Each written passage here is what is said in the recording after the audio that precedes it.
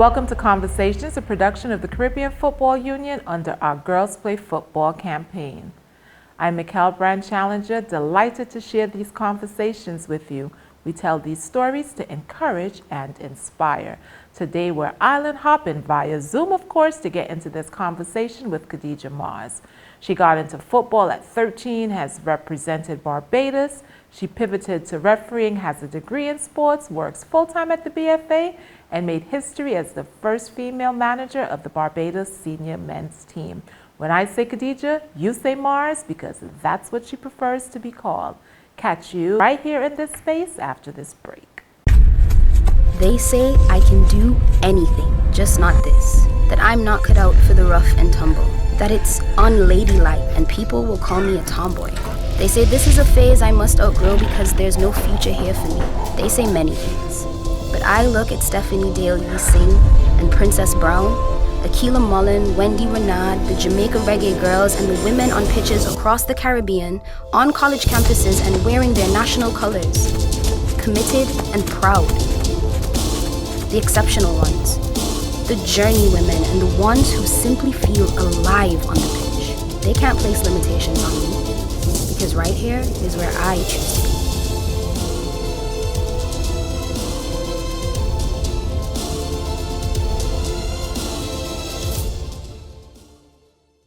Happy to have you in Conversations, Mars. How are you? I'm happy to be here. I'm fine, thank you. How are you? I'm well, and let's jump right to it, to your foray into football. You started when you were 13. What drew you to the sport, and are you a goalkeeper who can strike or a striker who can keep? Okay, so I have two uncles who played football, so I grew up seeing them play, and I used to go and watch them. We started playing keep-ups in the road, and then I noticed I have a natural ability to play football, so then I joined the school football team. And I think I am a striker who can keep. But I think that I'm most help to the team when I goalkeep. Goalkeeping is a very important position. You're able to read the game from the back. I believe I have a very high football IQ. So I'm more help to the team as a goalkeeper than I am as a player on the field. How did you develop that football IQ? I have no idea. I think most of it is natural. So football chose you, or you chose football? Football chose me, and then I chose football. That's good. When did you begin to feel at home on the pitch and know that this is what you wanted to do? I think when I joined the national team, that was very, very big for me. I was very young. I had my debut at 17 years old, and for me that was a very big game, and I just felt a feeling of being very proud to represent the country, just seeing the flag flying and that kind of thing. That was a very big moment for me as a person, coming from where I come from. That was very big for me. Nice.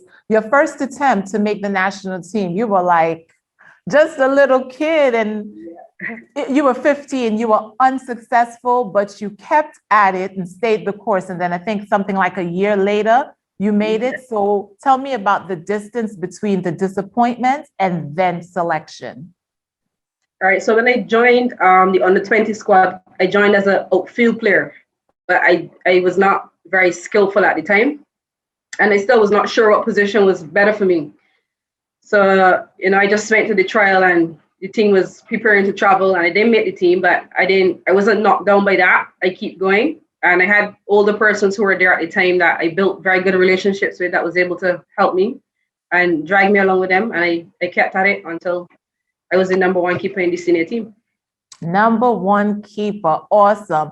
You alluded to it a few questions ago, but what's it like putting on your national colors and representing your country versus, playing in a local game and playing for your school and your association team? It's very, very big for me. I take pride in seeing the flag flying, hearing the anthem, singing it, standing at attention. I take pride in doing it. I'm very proud Bajan. And I'm always very happy when I'm out there on the field, whether it's refereeing, playing, coaching, managing. Very happy to be representing the country. What's the greatest lesson you've learned from football so far? Don't give up. Never give up is not an option. Hardships will come, but once you set goals, you keep working at them, and everything would fall into line. I think it just takes passion. Don't give up. And you definitely have a passion for this in all aspects of football. Definitely, definitely.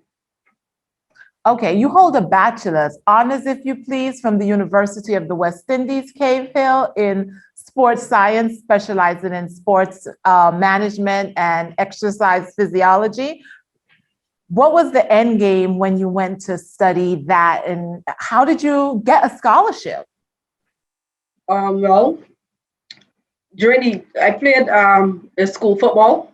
Like I said before, I was a goalkeeper and an outfield player. So what I used to play first half as a goalkeeper, and we would see how the game goes, and then we'd go and play out on the field in the second half, and then I would get a couple of goals. So I ended up getting the MVP award, and that led me to be the person selected to bring the FIFA World Cup Trophy here to Barbados when it was on tour. So I was the person who went to St. Lucia, pick it up, bring it here, tour it to Barbados and that kind of stuff. So there was a big article in the paper, and then I had persons reaching out to me. And luckily, the University of the West Indies was one of those persons who reached out offering a scholarship, and I took the opportunity with grace. I saw that article, that impact, taking the trophy from Barbados to St. Lucia, being on the FIFA plane, everything. What impact did it have on you as a 17-year-old? I think that's where it started for me. That's when I noticed my true potential in football and these things I could do, how far I could go. I grew up poor, so for me, that was very big again. And it kind of paved the way for me and where I am right now. Right. You, and tell me a little bit from that start to where you are, because you're telling us a little bit about your journey. Right. So I kind of see it as everything just started to fall in place itself. Like I said before, I just never gave up. I keep pushing out what I had to do. So I don't think any of it was planned. It kind of just fell into place. I think passion and people seeing the kind of ability that I had to get things done there allowed me to do it. At that point, you wanted to be a professional player, and then somewhere along the line, you switched that and you wanted to now get in the center to be the referee. And so what caused that recalibration from wanting to be a player to being a referee? Right. So yes, of course, at some point I dreamed of being a professional player and playing at the highest level. And then, I noticed that I also have the ability to referee, and it's a lot easier for me to go further as a referee. So refereeing, I think, was also a natural ability that I didn't know I had. I tried at it, and it was pretty good. I got introduced to the men's game and doing Division 1, and I was pretty good at controlling it. So I then decided to take a turn and focus more on the refereeing aspect of the game, but I still play. So I was trying to balance both. All right. And then you took a refereeing course, but before you started refereeing in the local leagues, you did some training. Tell me about that. So I first went and do some youth, like the little kids. I really enjoyed refereeing the little kids, but then I was recognized by one of the referee trainers at the time who invited me to come to the referee's official training and see what it's like. Referee's training is very different to the training I would do as a player. It includes a lot of physical training. You must be fit. You must be very agile. Whereas playing fitness is not the same as refereeing fitness. So it was a little difficult to kind of change over. But again, there were older referees, more senior referees. We had a couple of FIFA referees at the time who were females also, who held me and they dragged me along. I was pretty young, but they held my hand and they nurtured me, encouraged me. All right. And so in addition to being in the local league, you also had a shot in 2019 in the CFU Girls Under 14 Challenge Series. What was that experience like? Well, it was my first international official competition outside of Barbados. I did international friendlies at home, but the CFU Under 14 Girls Challenge was my first international experience outside, and I was very happy to be there. It was a great experience, and I learned a lot from the persons who were there. I also see some great potential in some of my peers who were there at the time, and I really enjoyed the experience. I'm looking forward to working with them again. Right, and refereeing is still the dream at this point for you? It is an option. I think the good thing about right now is that I have many different options for myself right now. So I kind of need to figure out which route I want to take. I mean, all is football at the end of the day, but So tell us a little more. I mean, don't be so circumspect. Tell us. So is it refereeing? You want to get into administration? What are you thinking? Or are you holding it close to your chest for now? I enjoy doing all, that's the truth. I enjoy being a player still. I enjoy refereeing. I enjoy working as management around our senior men's team. I enjoy working in administration. So it's very, very hard to make a decision at this time, but I know at the same time I cannot do all. I have to make a decision at some point. I'm getting older. So I still haven't made a thorough decision, but to be honest, I really, really enjoy the admin part of it. Okay, so you're at the BFA. What are Yeah. you doing on a day-to-day? We're going to get to that historic moment just now, but tell me on a day-to-day, what are you doing at the BFA? I'm secretary to the general secretary, basically his assistant. So I am the communicator between our member clubs, our committees. I handle most of the correspondence going in and out. Basically, yeah, his assistant, and I work very, very close to our national teams, looking their flights, their accommodation, their transportation, the logistics behind the national team.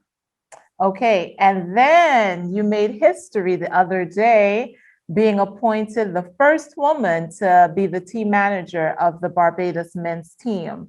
What was that like? How did it come about? And what was the experience once you got down to DR?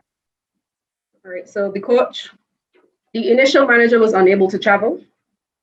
And because I said before I was always working close to the team, the coach called me and he said, the manager is unable to make it, but we have to find another manager to travel with the team. I said, oh, okay. He said, you know who I'm thinking about taking? I said, no, who? He said, I want you to go as the team manager. And I was shocked because, most of the players are older than I am. They're males. I'm a female. I'm a little bit reserved. So I was shocked. But it also says to me that he has a lot of confidence in me. He trusts me to get the job done. So I right away, I said, yeah, sure. This is what I come to do. Right. And now being team manager, that's a tall task at any time, but you came to that position during COVID-19, the pandemic. The team was preparing for the World Cup qualifiers. You couldn't play at home.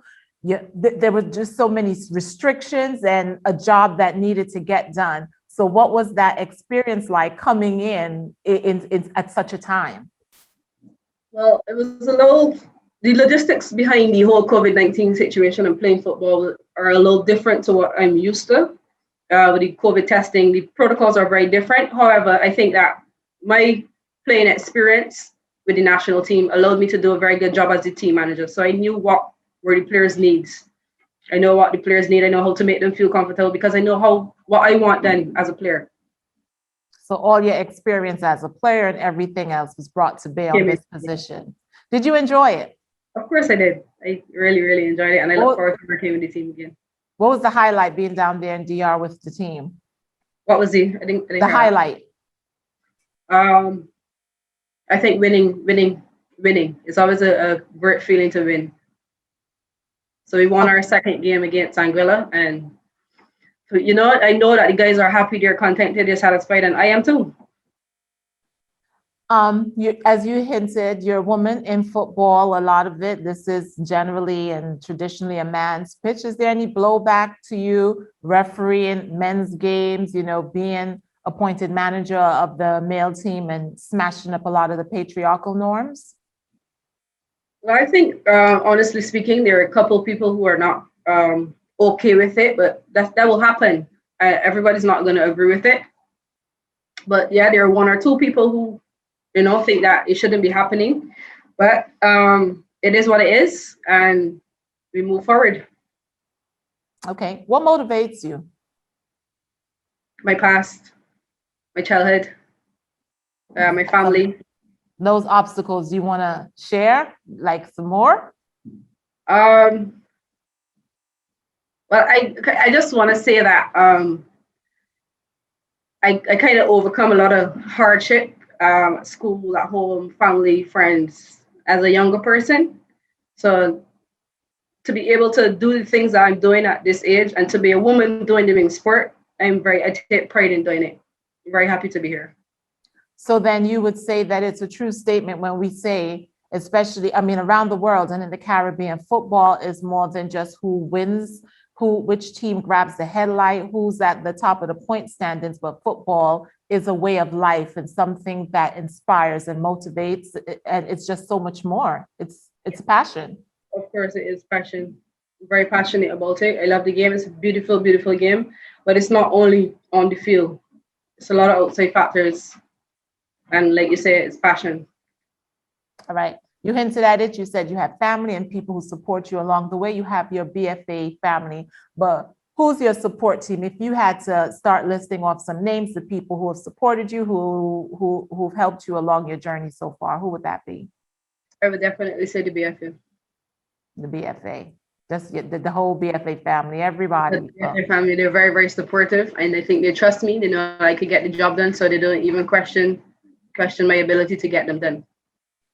Okay, where is that in the Caribbean region where due to, we don't have any limit in ability, passion, capabilities, all of those things, but we do have fewer resources to share amongst more people and maybe even fewer opportunities. When you think about the trajectory and where you'd like to go, does it seem daunting? Sometimes. Yeah, sometimes. So then what's the thought that keeps you going? If I could get this far, I could get much further. I've come very far, and I think that there's still a lot more in store for me as a young person. Okay. What are your short to medium term goals so that if we double back to check on you 18 months, 2 years, 3 years from now, what updates would you want to have for us? Can I not answer that? It's a secret, so we have to keep watching to see what you're doing, huh? All right. If you could pay it forward, knowing where you've come from, what you're doing, and the hurdles you face, as well as the support, what would you do for the next generation of women in football? I definitely encourage them to start a little earlier, so that by the time they're in their teens, they're already starting to develop a passion. They are familiar with the general components of the game. They understand the rules in football. So we need to introduce it to girls a little earlier than we do. And that goes for all around. Okay. Do you have, you spoke about you had FIFA referees in Barbados that helped you and mentored you. Are you in touch with any of the other referees from around the region, or are you watching their careers, and what is there any relationship there? No, mostly only the ones from Barbados. We have Shannon Gibson, who's an assistant referee, Tanya Dean, an assistant referee, and Jillian Martinale, who was a past FIFA referee. So I stay in touch with the traders. Okay. What does football mean to you generally? I know you said it's your passion, it's life, but if you look at it, you've played it as a youth, you studied it in school, you're working in it. So what does football mean to you? In a nutshell, I think it is where I find my peace. As long as I'm at work, I'm at football training, refereeing, whatever, I kind of feel so much joy on the inside. I'm always happy to be around football, talk football, play football. Tell me something. Are you still playing? Recreational. Recreational. And what's it like in terms of the difference? And is it a different feeling of vibe when you're out there as a player to when you're out there as a referee? Of course it is. As a referee, your personalities, your personality depends on the end result in the game, how you carry the game. You're in charge, but you also have to make the players feel comfortable. And as a player, now it's slightly different. As a player, I now have the ability to yell at my players, and it's kind of two different types of personalities doing the two. Which one fits your personality and where you want to be more? Refereeing. Refereeing. All right, we're going to take a short break, and when we come back, we're going to head right into our rapid round.